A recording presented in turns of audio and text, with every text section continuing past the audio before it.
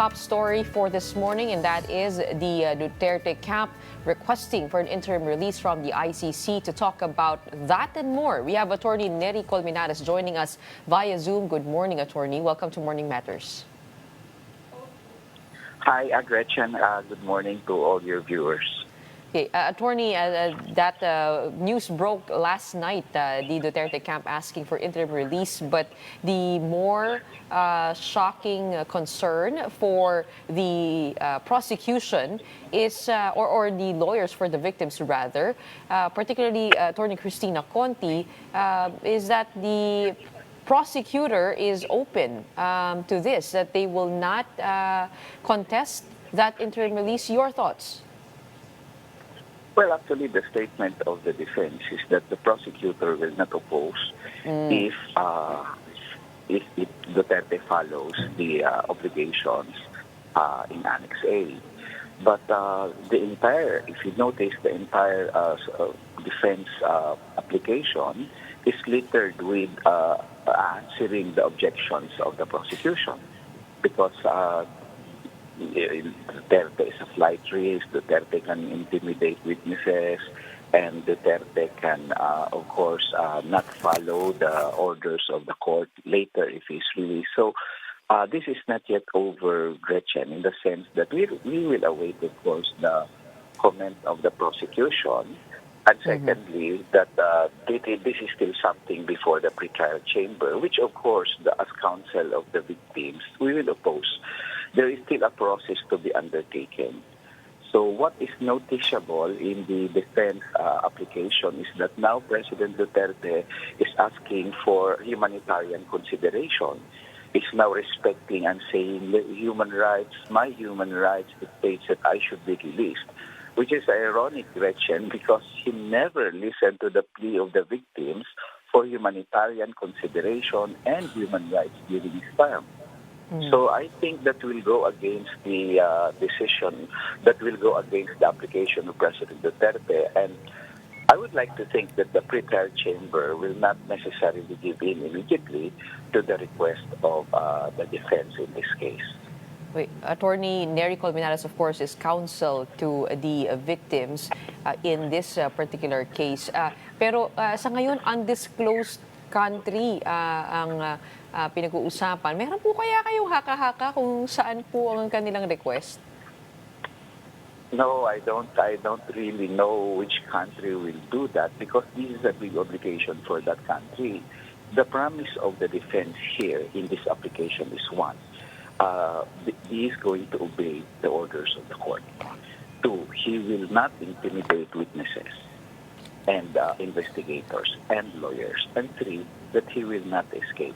So let's go first to he will follow the orders. President Duterte has always attacked the court. He's always said there is no jurisdiction by these whites. He called the prosecutor, the monkey or something, attacking the prosecutor. So how can he now turn around and say that he is going to obey the court? And secondly, he commits himself that he will not escape, he will not intimidate witnesses, etc. But look, President Duterte has a track record for so many years of saying something and doing another. How can the court trust him for committing to follow what he promises when he has a track record of not following what he promised? So I think the courts will not listen to this kind of commitment on his part. And thirdly, escape. President Duterte, according to the application, he is no longer powerful. He has not the resources and the contacts and so on to escape. But look, President Duterte is still powerful in that Dutertes were able to stop the impeachment trial despite the demands of majority of the Filipinos.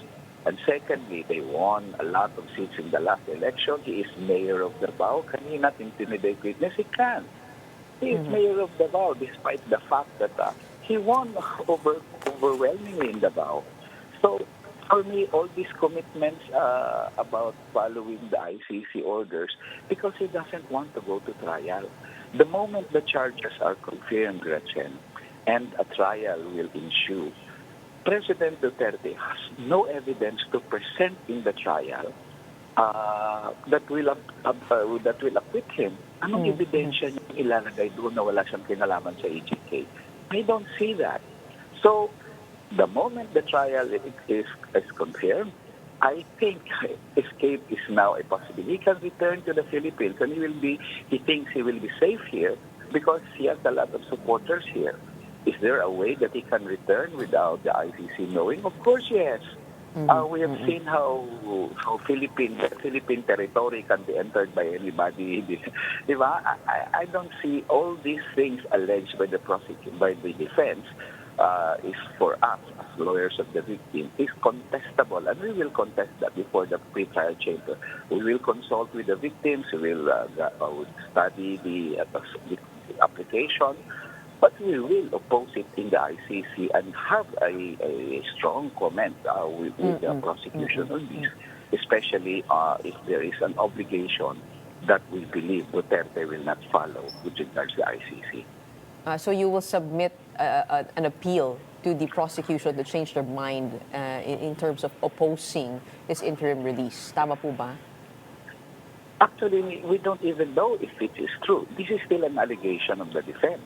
If you notice, they said the prosecution will not oppose if Duterte will follow Annex A.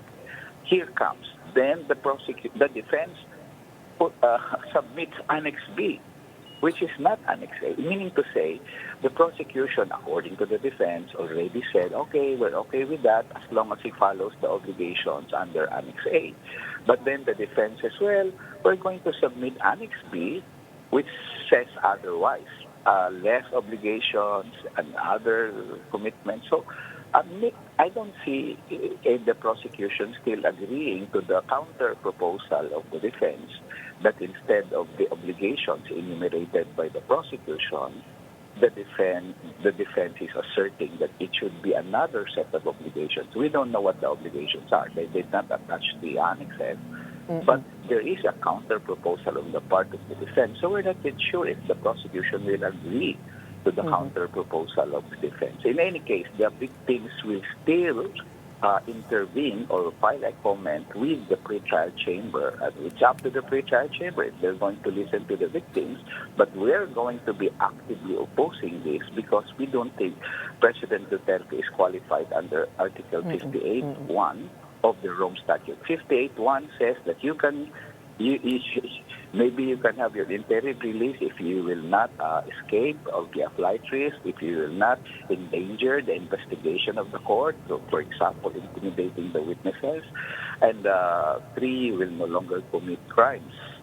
So all these things we believe are non-existent as of now, and President Duterte can still do that. Look, the attacks against the victims and their counsel, Attorney Cristina Conti, for example, were there after the arrest of President Duterte, and we are sure it will escalate once he is out and can orchestrate the attacks against the witnesses and their families. Because President Duterte is intolerant of dissent. He doesn't want people criticizing him or investigating him. So, we are saying if the ICC grants the interim release, the attacks against the victims and their lawyers will escalate because Duterte is now free to conduct this attack. Attorney, I noticed a change in tone in the former president when he was already in The Hague. Parang sinasabihan po niya yung mga followers niya na kumalma lamang, i-respect due process. Pero yung intimidation that is done online, for example, harassment by different social media accounts, could that count as intimidation, even if it's not directly the former president, but his supporters or his following or fan base, the one doing it? Parang kasama po ba yun? Maaari po bang maging grounds po yun? Yes. In fact, a lot of social media attacks have already silenced many of the witnesses. We are afraid na masama pamilya nila, ma-atake sila. It's really one of the most important developments in this decade is the fact that social media can really cripple you. Social media can really intimidate you. Social media can actually silence you. We're having problems with some witnesses. who do not want to be red tagged or to be trolled. It's really, maybe 10 years ago or so, maybe people say, it's just an internet, social media. But no, this is a present threat right now. Sometimes more dangerous than the physical threats itself. So yeah, it is still a very valid defense on our part to say that the attacks are there. But and who knows, there could have been some physical intimidation of some of the victims and the witnesses during in the country. That's why it's not really easy for us to find witnesses from other parts of the country because they say he's still powerful. The police that he commanded are still there. We see them in the community. Nobody was arrested. Nobody was in prison. We saw how these policemen killed our son, our daughter, and we cannot testify. So yeah, it is still there. And for us, the court, the pretrial chamber, must take into consideration the fact that President Duterte is a very powerful individual still in the Philippines, more powerful now after the election, that the ICC cannot just be beguiled by his, power effect during the initial appearance. And I don't think, he's, as I said, he is known to renege on his commitments, and there is no assurance that he will not renege on this one if he is granted release by the ICC. Attorney Neri, of course, the former president has just won the mayoral seat in Davao, and his daughter is the vice president. Could that be used as arguments? I mean, for pag mas malapit yung bansa, mas mabilis puntahan. Also, he's 80 years old, looking at the other side of it. But, pero paano po kaya yung kalakaran dyan, no? Kung sakasakaling mag-grant itong interim release, will he be, I mean, what are the possibilities in terms of his freedom, limited freedom? Well, if there's an interim release, the custodial state, of course, has to commit to present him to the ICC upon orders.